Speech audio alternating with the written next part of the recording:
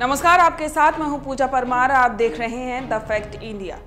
राजस्थान में बीजेपी और कांग्रेस दोनों के लिए कुछ सीटें नाको चने चबाने जैसी हैं। इन सीटों पर दोनों राजनीतिक दलों के थिंक टैंक की तमाम रणनीतियां, लुभावनी योजनाएं, प्रभावी चेहरे और वोटों का अंक गणित फेल हो जाता है। दोनों दलों के प्रत्याशी इन पर 2 दशक से जीत का स्वाद नहीं चख पाए हैं।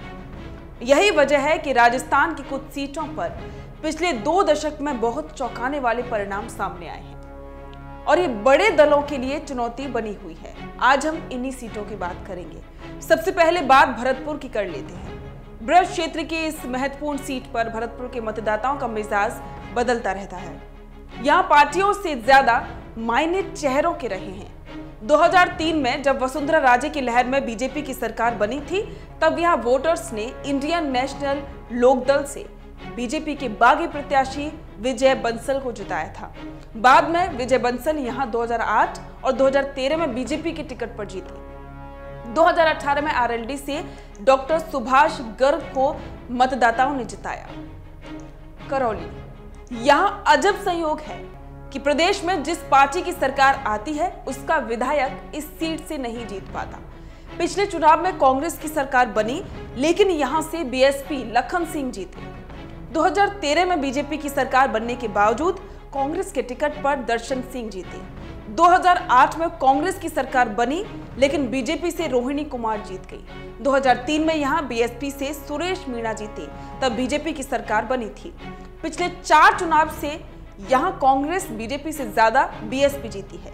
गंगापुर, चुनाव में बदलता रहता है यहां पर मतदाताओं का दिल। पिछले 4 विधानसभा चुनाव में मतदाताओं का दिल यहां पर बदलता रहता है।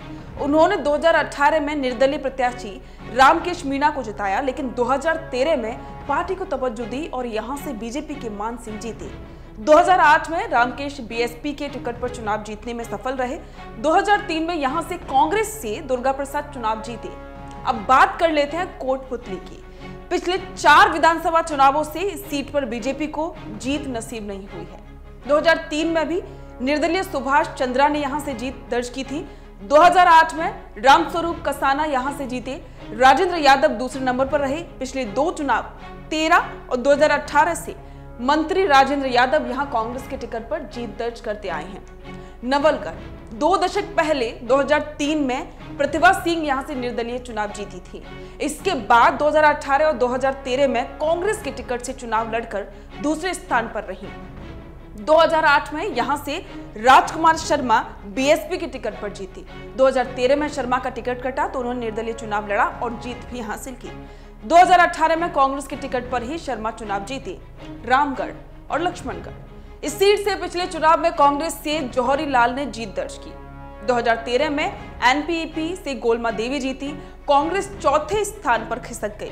2008 में मतदाताओं ने फिर से मानस बदला और समाजवादी पार्टी से सूरज भान को जिताया, तब बीजेपी 5वें स्थान पर रही थी। परिसीमन के बाद बीजेपी ये सीट नहीं जीत पाई। इससे पहले राजगढ़ अलग सीट थी, तब 2003 में बीजेपी से समर्थलाल 2003 में जीते थे। नदबई, भरतपुर संभाग की इस सीट पर कृष्णेंद्र कौर दीपा प्रमुख चेहरा रही हैं। वे 2003 में निर्दलीय चुनाव जीती थी, फिर 2008 और 2013 में बीजेपी के टिकट पर विधानसभा चुनाव में जीत दर्ज की। 2018 में बीएसपी से जोगिंदर सिंह अवाना जीते। कांग्रेस पिछले 4 में से एक भी चुनाव यहां पर नहीं जीत पाई है। खिवसर, इस सीट पर पार्टियों के बजाय चेहरे का कब्जा रहा है। कांग्रेस काफी कमजोर रही है। यहां 2008 में बीजेपी के टिकट से तो 2013 में निर्दलीय, 2018 में आरएलपी के टिकट पर हनुमान बेनीवाल जीते। वहीं 2019 में हनुमान बेनीवाल के सांसद बनने के बाद आरएलपी के ही टिकट से उपचुनाव में नारायण बेनीवाल यहां पर जीत गए। गंगानगर, 2003 में बीजेपी से ही सुरेंद्र सिंह ने जीत दर्ज की थी। 2008 में बीजेपी से राधे श्याम जीते। 2013 में नई नवेली बनी जमींदारा पार्टी से कामिनी जिंदल जीत गई। 2018 में निर्दलीय राजकुमार गौड़ जीते। ये वो सीट है जहां से पिछले 4 बार से हर बार नया चेहरा ही चुनाव जीत रहा है, लेकिन कांग्रेस नहीं जीत पाई है। कुशलगढ़, आदिवासी मतदाताओं के प्रभाव वाली इस सीट पर स्थानीय चेहरों का वर्चस्व ज्यादा है।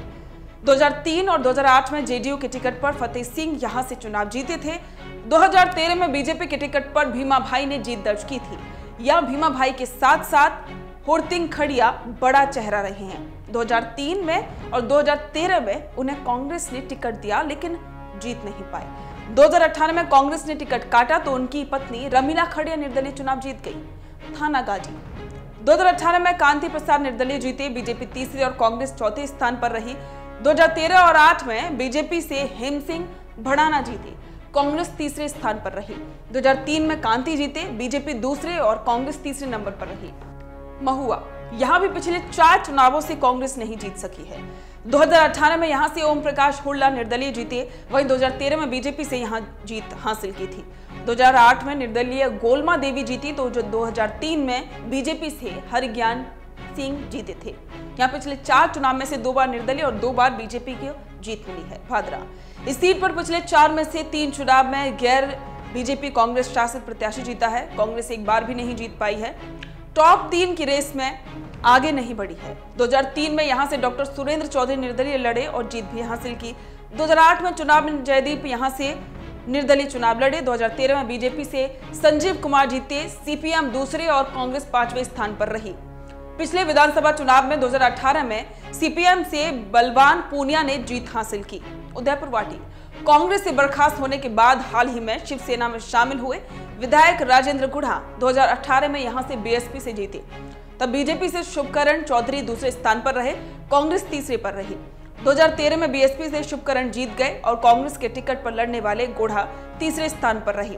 इससे पहले 2008 में गुढ़ा बीएसपी के टिकट पर जीते थे, कांग्रेस दूसरे और बीजेपी चौथे स्थान पर रही थी। बस्ती विधानसभा सीट पर आखिरी बार 2 पार्टी इलेक्शन 2003 में हुआ था, तब यहां पर बीजेपी जीती थी। इसके बाद 3 चुनावों में निर्दलीय को बोलबाला रहा था। 2008 में निर्दलीय अंजू देवी जीती, कांग्रेस तीसरे और बीजेपी चौथे पर रही।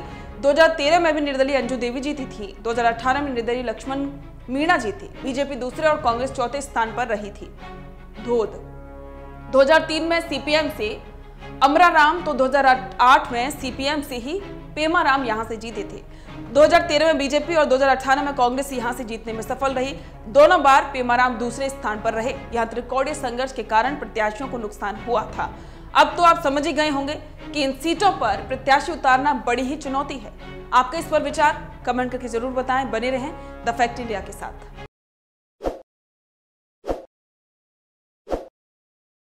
ताज़ा खबरों के लिए विजिट करें द फैक्ट इंडिया की वेबसाइट और डाउनलोड करें द फैक्ट इंडिया ऐप।